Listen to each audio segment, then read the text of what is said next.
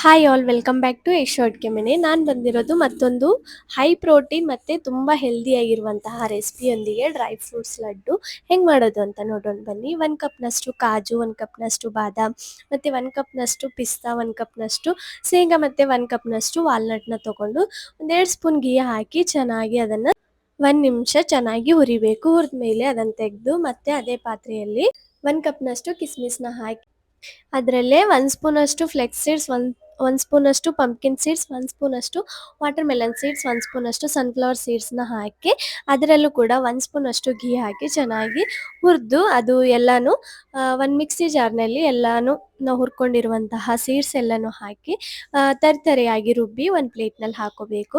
ಇವಾಗ ಮತ್ತೆ ಅದೇ ಜಾರ್ನಲ್ಲಿ ನಾನು 1 ಕಪ್ನಷ್ಟು ಡೇಟ್ಸನ್ನ ತೊಗೊಂಡು ಅದನ್ನು ಕೂಡ ರುಬ್ಬಿ ಅದನ್ನು ಕೂಡ ಅದರಲ್ಲಿ ಮಿಕ್ಸ್ ಮಾಡಿ ಅದನ್ನು ಚೆನ್ನಾಗಿ ಎಲ್ಲನೂ ಮೇಲೆ ಕೆಳಗೆಲ್ಲನೂ ಮಿಕ್ಸ್ ಮಾಡಬೇಕು. ಎಲ್ಲ ಡೇಟ್ಸ್ ಎಲ್ಲನೂ ಡ್ರೈ ಫ್ರೂಟ್ಸ್ ಪೌಡರ್ಗೆ ಎಲ್ಲನೂ ಹತ್ತಬೇಕು. ಆ ಥರ ಮಿಕ್ಸ್ ಮಾಡಿದ ಮೇಲೆ ಇವಾಗ ನಾವು ಉಂಡೆ ಕಟ್ಕೊಳ್ಳೋದು ಅಷ್ಟೇ.